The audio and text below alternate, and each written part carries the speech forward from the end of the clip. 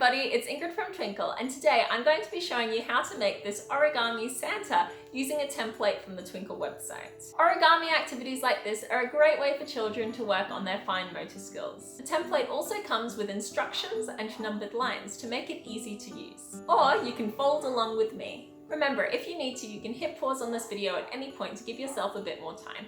Let's get to it. Start by folding the edge labelled 1 away from you.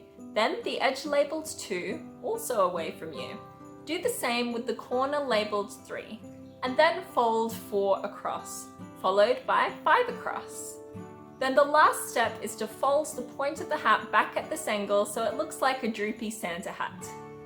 You can now colour it in if you haven't already. I hope you enjoyed making this Origami Santa with me. If you want to turn it into a tree ornament, all you need to do is attach a little bit of thread to the back with some tape and hang it on your tree. If you're looking for ideas on what to do next, why not try making an origami Christmas star or an origami Christmas tree, both of which have templates available on the Twinkl website. Thank you so much for watching and Merry Christmas!